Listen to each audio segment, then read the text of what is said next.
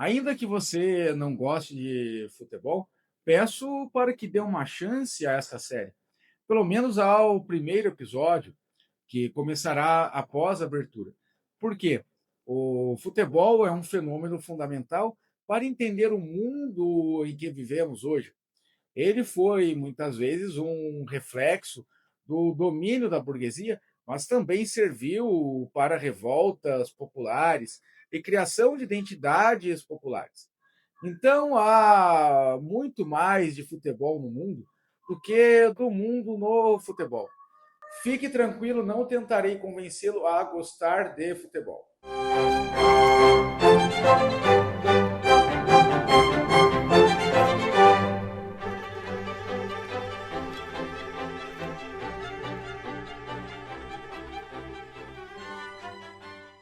Um aviso: para quem acompanha este canal, já ficou um pouco claro que sou palmeirense. E eu não sou tão fanático. Não é porque uso caneca do Palmeiras, camisas do Palmeiras, calças do Palmeiras, tênis do Palmeiras, boné do Palmeiras, que eu sou um fanático. Então, esta série não tem clubismo.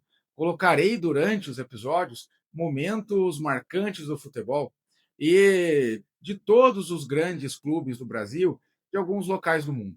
A série é longa. Se o seu clube não apareceu ainda, fique tranquilo que aparecerá. Não há clubismo aqui. Outubro de 1863, Freemasons Tavern, em Londres, a taverna dos maçons. Sim, dos maçons. Um tríplice fraternal abraço aos irmãos. Ali, 11 representantes de pequenos clubes e agremiações da Inglaterra se reuniram para uma assembleia que parecia banal. Definir regras e organizar pequenos torneios para um esporte recentemente codificado na Inglaterra, com raízes profundas nas tradições inglesas, mas cuja prática ali naquele contexto era recente e uma verdadeira bagunça. Mas aquele encontro banal foi a semente para a organização futura de duas instituições que mudaram o mundo. Primeiro, a Football Association, a Federação Inglesa de Futebol e a própria FIFA. Mas como uma reunião que parecia insignificante da Inglaterra vitoriana durante a Era Industrial foi capaz de gerar uma das ferramentas mais exploradas nas décadas seguintes e, como mencionei antes da abertura, em algo que mudou a história do século XX. Mas por que isso aconteceu? Por que na Inglaterra? Por que o futebol e não outros esportes? E por que o futebol criou uma identidade, até uma espécie de novo campo sagrado? É o que lhe daremos neste primeiro episódio. A historiografia do esporte cresceu consideravelmente nas últimas décadas. Christiane Eisenberg, cuja bibliografia internacional sobre a história do futebol reúne estudos acadêmicos em diversos idiomas, observou que o futebol oferece aos historiadores um ponto de observação privilegiado sobre a modernidade. Matthew Taylor, em seu estudo sobre o futebol, migração e globalização, argumenta que a difusão mundial do esporte não pode ser explicada por só uma causa, mas por uma convergência de fatores institucionais, econômicos, culturais e políticos, cuja interação variou conforme o contexto de cada sociedade receptora. David Goldblatt, em sua História Global do Futebol, sustenta que o jogo se tornou o esporte mais popular do mundo simplesmente porque se enraizou em estruturas sociais que a própria modernidade criou. A cidade industrial, a escola de massa, a imprensa popular, o lazer comercializado e, principalmente, o Estado-nação. A antropologia, por sua vez, encontrou no futebol um objeto que ilumina dimensões fundamentais da vida social. Norbert Elias e Eric Dunning, em seus estudos sobre o esporte no processo civilizador do século XX, demonstraram que o futebol moderno é um dispositivo ativo de regulação emocional, de construção de masculinidade e domesticação da violência. Hobsbawm, ao analisar a invenção de tradições na Europa moderna, incluiu o esporte entre as práticas que as sociedades industriais criaram para produzir pertencimento coletivo em um mundo em que as antigas incertezas religiosas, comunitárias e quedas das dinastias que controlavam o mundo se desmoronavam. Benedict Anderson, ao formular o conceito de comunidades imaginadas, forneceu um instrumental teórico para compreender por que milhões de pessoas que jamais se encontrarão pessoalmente se reconhecem como membros de uma mesma comunidade política e por que a seleção nacional de futebol consegue mobilizar emoções que, em outras circunstâncias, pertencem ao domínio do sagrado. Fabinho Tupanzinho numa jogada sensacional. Tupan! Parece que os antropólogos e sociólogos deram respostas suficientes, mas ainda fica uma pergunta: por que o futebol? Há esportes parecidos, mas, de novo, pergunto: por que o futebol? O cricket, o rugby, o hóquei, o tênis, todos passaram por processos semelhantes de institucionalização. A diferença está em que nenhum desses esportes alcançou a difusão mundial do futebol. O rugby se espalhou, mas ficou confinado a antigos domínios britânicos. O cricket, embora popular no subcontinente indiano e no Caribe, nunca alcançou alguma relevância continentalmente. O beisebol tornou-se esporte nacional dos Estados Unidos e em partes da América Latina, popular no Japão e aí em alguns outros países, mas não foi além disso. O basquete, inventado em 1891 por James Naismith em Springfield, Massachusetts, alcançou difusão global significativa apenas a partir da segunda metade do século XX, e sob uma lógica institucional e comercial muito diferente do futebol. É por isso que o futebol requer de explicação. E algumas são plausíveis, mas simplistas.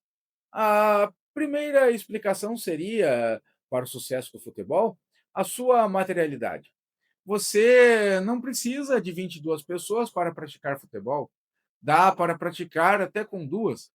Quem nunca jogou, principalmente quem é da minha época, durante a infância e adolescência, o gol a gol, ou as famosas disputas de erguidinhas ou variações populares aí pelo Brasil, onde você pratica futebol com 3, 4, 5 pessoas. Também você pode praticar futebol com uma bola barata. Você não precisa de uma bola oficial caríssima. Qualquer coisa redonda ali, no momento de brincadeira, pode servir para o futebol.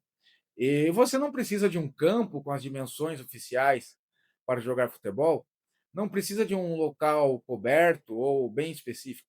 Futebol pode ser praticado em um quarto, em uma rua, em uma praça. Aqui parece então que a materialidade já responde, mas não é bem assim. Por quê? Poderíamos dizer que o sucesso do futebol se deve também à sua codificação e organização precoce. Antes dos outros esportes britânicos, o futebol já se organizou e se profissionalizou muito cedo. Também foi levado, através do gosto dos marinheiros e comerciantes, pelas redes do Império Britânico e da colonização por todos os cantos do mundo. Mas quando juntamos as duas anteriores, temos um terceiro fator. O futebol possui elementos para que seja reinterpretado e transformado em diversas situações. Isto é, ao ser recebido em diversos locais do mundo, o futebol foi transformado segundo diversas realidades e identidades. Ainda alguns levantam um quarto ponto, que é o grande marketing esportivo e o dinheiro injetado. Só que esta teoria não tem muita base no real, pois o interesse do marketing, do comércio, da indústria global surgiu depois que o futebol já era um fenômeno de massas e intercontinental. A invenção do futebol Dizer que os ingleses inventaram o futebol é um exagero. Conforme este episódio demonstra, algo parecido com o futebol, isto é, a arte de conduzir a bola com os pés, em alguns casos com as mãos, até um determinado alvo, era já algo quase que global. Até os povos originários do Brasil já praticavam algo parecido com o futebol. Mas não podemos diminuir o papel dos ingleses também. Por quê? A Inglaterra não só codificou o jogo de futebol e começou a organizá-lo, como também forneceu toda a estrutura social, como, por exemplo, a imprensa com baixos custos da era industrial, as redes ferroviárias e também, como já mencionamos, os tentáculos da colonização, para que o futebol se tornasse o esporte global. Jogos de bola com os pés existiram em diversas civilizações. Na China imperial, o Tsu, mencionado em textos do período dos reinos combatentes, que pega dos séculos 5 ao 3 a.C., e posteriormente codificado durante a dinastia Han, envolve o chute de uma bola de couro recheada para dentro de uma rede suspensa entre postes de bambu. A FIFA reconheceu o Tsuchu como a forma mais antiga de futebol documentada, embora essa designação seja mais comemorativa do que historiograficamente rigorosa. O Tsuchu não é ancestral direto do futebol moderno. Podemos até classificá-lo como uma prática autônoma que compartilha com o futebol o gesto fundamental de controlar uma bola com os pés. Na Grécia Antiga, o Episkiros era um jogo de bola descrito por Antífanes e posteriormente mencionado por Ateneu. Embora as fontes sejam escassas e as regras ainda são muito obscuras, não temos muitos achados com detalhes das regras. Os romanos praticaram o arpastum, jogo de bola que combinava elementos de luta e de condução, e que alguns autores tentaram, sem sucesso convincente, conectar genealogicamente ao futebol medieval europeu. Mais relevante para a história do futebol moderno são os jogos populares europeus da Idade Média e da Primeira Modernidade. Na Inglaterra, o folk football, às vezes chamado de mob football, era praticado em aldeias e cidades, pelo menos desde o século XII. Esses jogos, realizados em ocasiões festivas, geralmente na terça-feira de carnaval ou na terça-feira de Páscoa, opunham grupos de bairros ou vilas vizinhas e consistiam em levar uma bola feita de bexiga de porco inflada, às vezes envolta em couro, até um ponto predeterminado, que podia ser a igreja da paróquia rival, uma praça ou um marco de fronteira. As regras eram mínimas. O número de participantes era virtualmente limitado, às vezes centenas de cada lado. A violência era endêmica e ferimentos graves eram comuns. Em algumas versões, o jogo se estendia por quilômetros, atravessando campos, rios e ruas. Em Chester, a tradição local atribuía a introdução no jogo à comemoração de uma vitória militar contra os dinamarqueses, possivelmente no século X, mas essa origem é lendária e não documentada. Hilário Franco Júnior, em seu estudo sobre a Idade Média e o nascimento do futebol, argumenta que esses jogos populares devem ser compreendidos no contexto das sociedades agrárias pré-industriais, em que o calendário festivo, a organização comunitária e a relação com o território eram radicalmente diferentes das sociedades modernas. É claro que não podemos comparar, é, é claro que não podemos igualar o futebol com o folk futebol, mas há características que continuaram no futebol. E, embora tenham sido domesticadas, e no princípio do futebol não estavam presentes, com o tempo acabaram renascendo. Por exemplo, o futebol, conforme praticado nas escolas britânicas da era vitoriana, já não era mais um processo ritualístico como o folk football. Ali o foco era mais a questão do desenvolvimento físico e da criação de laços entre os estudantes. Mas com o tempo, observamos que o futebol acabou assumindo características importantes do folk futebol. Uma delas é o ritualismo. E que ritualismo é este? É o ritualismo da própria violência, isto é um ritual de expressar uma violência comunitária que, durante o ano comercial e laboral, não pode ser manifestada. No folk futebol, como também é visto neste documentário, as cidades travavam ali rivalidades onde a violência não era acidental, era parte da estrutura ritual das tensões existentes, que ficavam adormecidas durante o resto do ano. O futebol, com o tempo, também passou a ser assim. Por exemplo, um flamenguista odeia um vascaíno durante o jogo, assim como um corintiano e um palmeirense. Durante o jogo se xingam, colocam apelidos, fazem ameaças, mas durante o ano, salvo raras lamentáveis exceções, estas mesmas pessoas que ali vivem um ritual de guerra e de ódio convivem, trabalham, interagem normalmente. Bateu, é gol! E agora eu vou soltar a minha voz!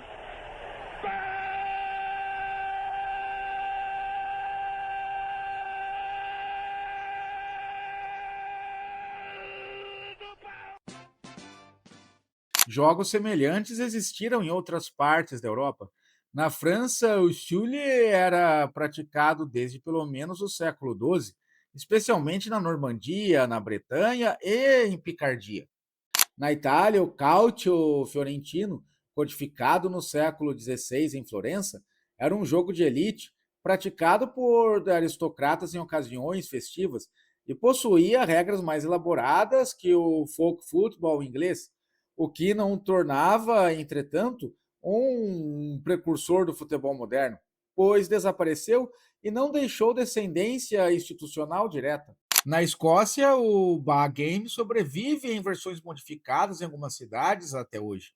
Na Irlanda, o caide era uma forma de jogo de bola que mais tarde contribuiu para a formação do futebol gaélico, ainda praticado na Irlanda. Mas aqui temos um fator revolucionário muito importante que ajudou o futebol a ganhar um maior destaque: a Revolução Industrial. A Revolução Industrial foi de fato uma revolução, e uma revolução violenta. Claro que toda revolução é um processo violento, ainda que no imaginário e na sociedade. Mas a revolução industrial, ao contrário do que pensam, também envolveu violência física e repressão. Pois como era a Inglaterra antes da revolução industrial? Ali, os camponeses viviam cultivando suas pequenas terras e também grandes pedaços de terra que pertenciam à coroa ou à recém-formada burguesia. Mas o que aconteceu, conforme a burguesia foi precisando de mais massa de trabalho nas fábricas e também de pessoas para consumir, pois a pessoa no campo consome bem menos do que a pessoa na cidade, estas terras comuns que eram cultivadas foram retomadas pela coroa e pela nobreza e também pelos novos burgueses. A população foi empurrada para as cidades.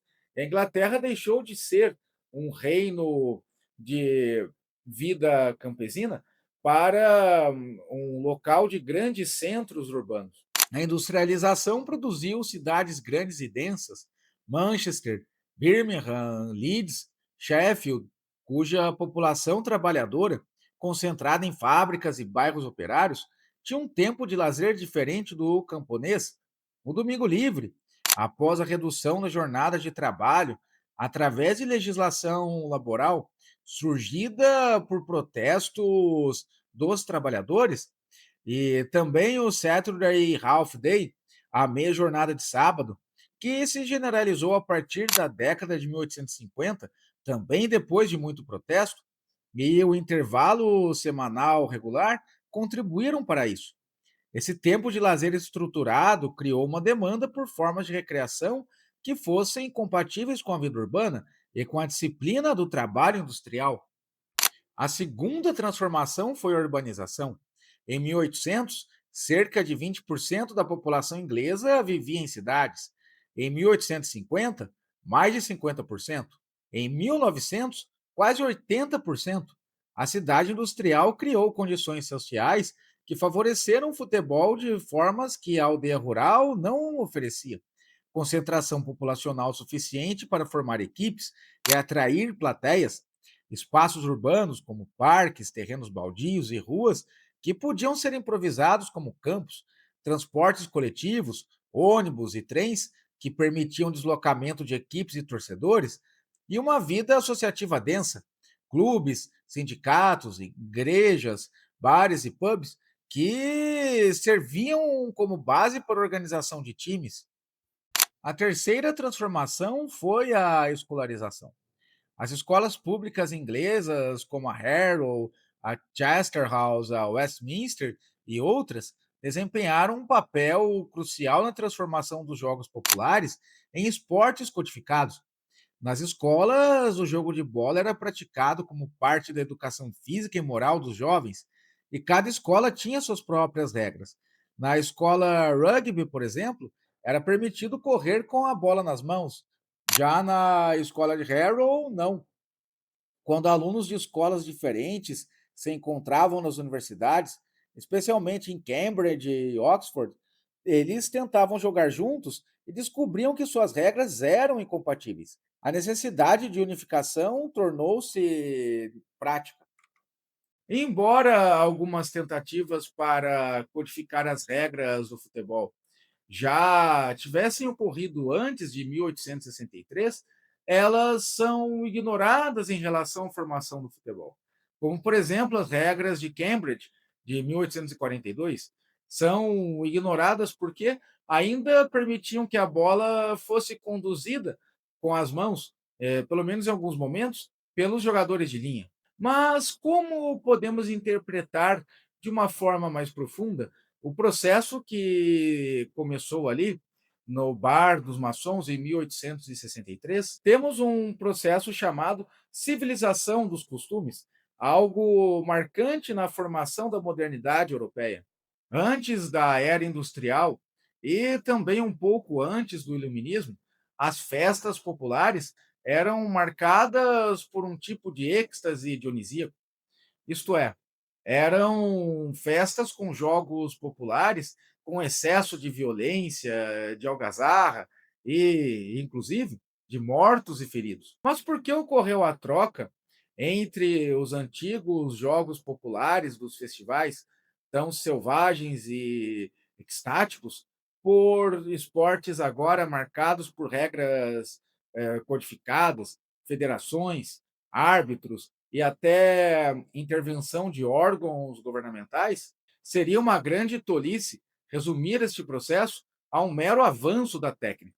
Na verdade, é uma consequência de uma nova visão de mundo.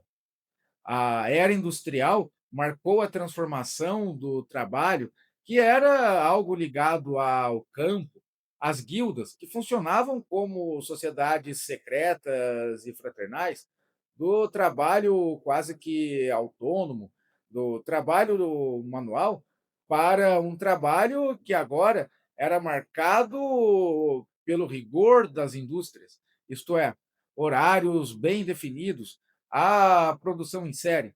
Pense, por exemplo, em um marceneiro de uma guilda. Ele cuidava de todo o processo do fábrico de uma cadeira.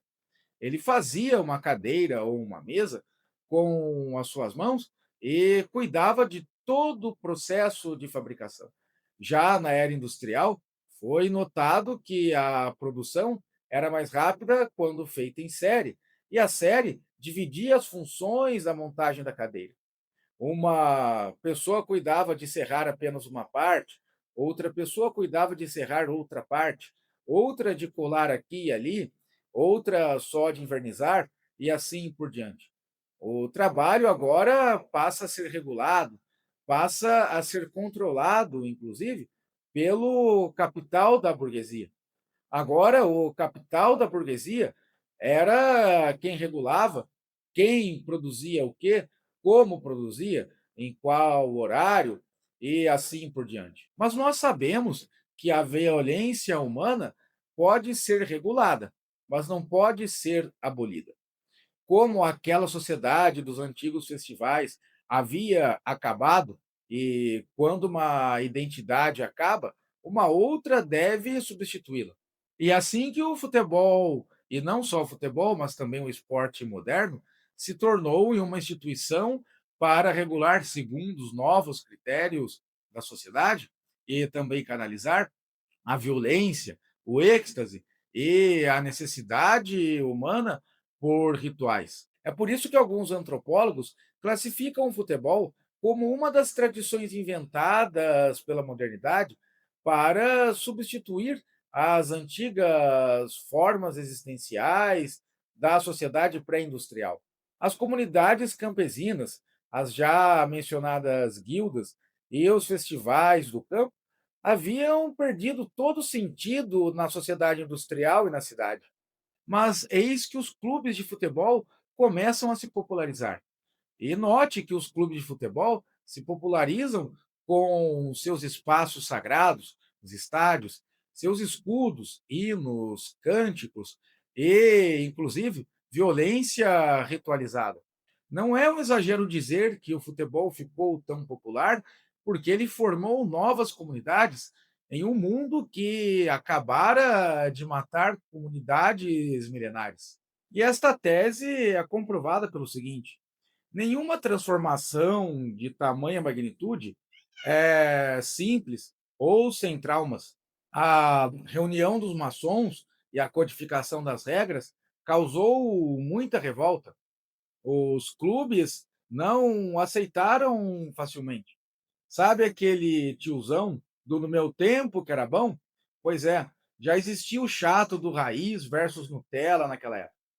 A reunião acabou gerando um grande fracasso por conta do pessoal do futebol raiz, porque as novas regras proibiam atividades bem saudáveis do futebol raiz, como o chamado hacking, que era a divertida arte de chutar a canela do adversário. O primeiro clube a adotar formalmente as regras foi o Sheffield Football Club, fundado em 1857, que é reconhecido pela FIFA como o clube de futebol mais antigo do mundo, ainda em atividade. A FA Cup, primeira competição de Copa de Futebol, foi criada em 1871. A primeira partida internacional, Inglaterra contra Escócia, ocorreu em 1872 em Glasgow e terminou em um empate sem gols. A profissionalização era um desejo exclusivo dos clubes do norte da Inglaterra, porque ali era a região mais industrializada do reino. E não era interessante perder os funcionários, atletas, em dias de jogos, para evitar também um prejuízo duplo. Isto é, quando um jogador importante se machucava, era um desfalque tanto no chão da fábrica como no clube de futebol. E foi assim que os clubes da região mais industrializada insistiram muito pela profissionalização. A Football League, primeira liga nacional de clubes, foi fundada em 1888 por William McGregor, diretor do Aston Villa. Estava estruturado o arcabouço institucional que tornaria o futebol o esporte de massas da Inglaterra vitoriana. Regras unificadas, competição regular, profissionalização remunerada, imprensa esportiva em expansão e transporte ferroviário que permitia jogos entre cidades distantes. Outro fator que contribuiu bastante para a popularização do futebol na Inglaterra. A industrialização forneceu uma redução de custos na impressão. Jornais populares, bem baratinhos, ficaram circulando em um número muito maior do que em outros locais. Também a alfabetização inglesa era maior do que em outras regiões da Europa. As pessoas agora se informavam sobre futebol em todo canto E o futebol na Inglaterra acabou se tornando o que era a teologia no começo de Bizâncio. Era discutida por populares em todas as esquinas. O Athletic News, fundado em 1875, tornou-se o principal periódico esportivo da Inglaterra. Os jornais diários começaram a publicar resultados e crônicas de futebol nas décadas de 1880 e 1890. A construção dos grandes estádios, no qual o Stamford Bridge, em 1877, e o Anfield, em 1884, são exemplos. Essas construções transformaram o futebol em um espetáculo de massa que atraía dezenas de milhares de espectadores. Em 1888, a final da FA Cup atraiu 17 mil espectadores. Já em 1901, 110 mil. Olha o Raí! Gol!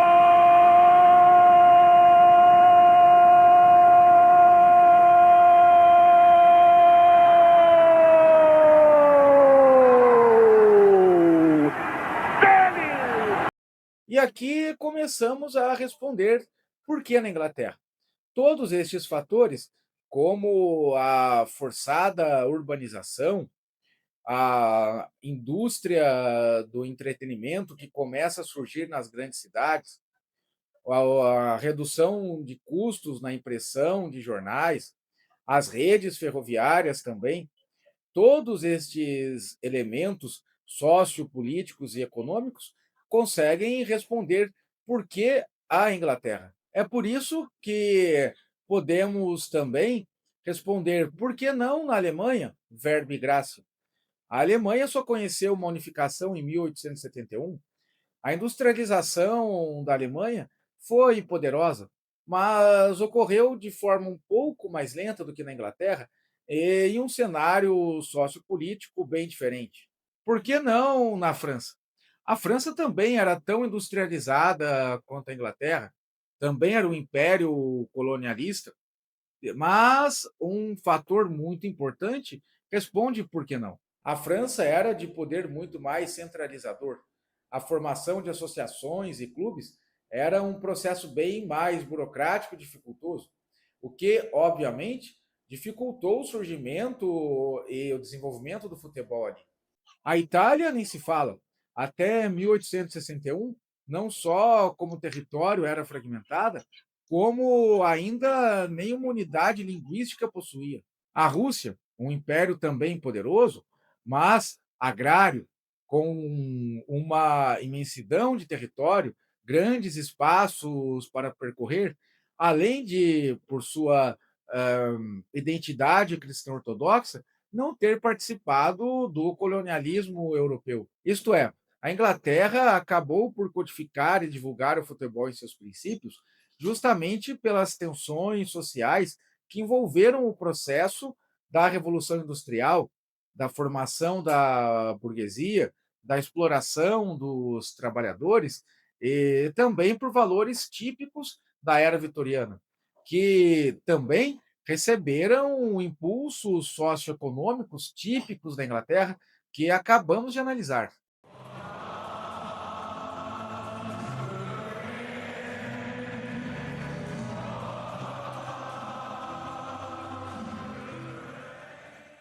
Heisenberg, em sua análise comparativa da difusão do futebol, observa que precisamente essa especificidade inglesa, o caráter privado e associativo da organização esportiva, em contraste com tradições de intervenção estatal no continente, facilitou a exportabilidade do modelo.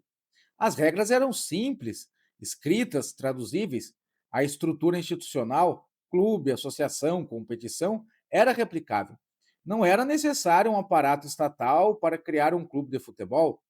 Bastava um grupo de pessoas, uma bola e um terreno. Mas agora que a coisa fica mais complicada. Se o futebol recebeu as condições da Inglaterra, é possível concluir que o futebol continuou como um fenômeno britânico, que, na verdade, quando o futebol aparece, é uma manifestação da própria coroa britânica e, digamos, sua predominância cultural. ou resultado de um globalismo cultural inglês? Não. Assim que deixa a Inglaterra, o futebol passa a ser uma espécie de matéria-prima para grandes transformações, adaptações e apropriações. O futebol, que segundo a lenda, chegou ao Brasil em 1894 através de Charles Miller, e é algo que trataremos nos episódios futuros, chegou aqui como um esporte, mas 60 anos depois, quando Pelé brilhava pelo mundo, já era um outro esporte. E aqui não falo só, por exemplo, em relação às regras. Isso é banal. Eu mesmo, por exemplo, nasci em 84, comecei a acompanhar futebol em 92, 93, ainda criança. E lembro da época de regras bem diferentes, quando uma vitória valia 2 pontos e o empate valia um, quando os times só podiam trocar 2 atletas por jogo, quando o goleiro fazia uma cera desgraçada, até a Eurocopa de 92, quando a Dinamarca ganha da Alemanha, naquela palhaçada promovida principalmente pelo grande goleiro Schmeichel. As regras, né, formam aqui um segundo plano. Quando falo de uma grande mudança, é uma mudança social e ritualística do próprio futebol, que podemos observar no Brasil e no mundo. E este tema será analisado nos próximos episódios. Um grande abraço, pessoal. Obrigado quem ficou até aqui. Lembrando que eu tenho um curso de alquimia, onde analisei o futebol junto de outros assuntos relevantes na formação do nosso imaginário, os heróis, o erotismo, e ali há um método para aprender a analisar, fazer uma leitura de mundo do nosso imaginário e como podemos trabalhar isso melhor. Eu vou deixar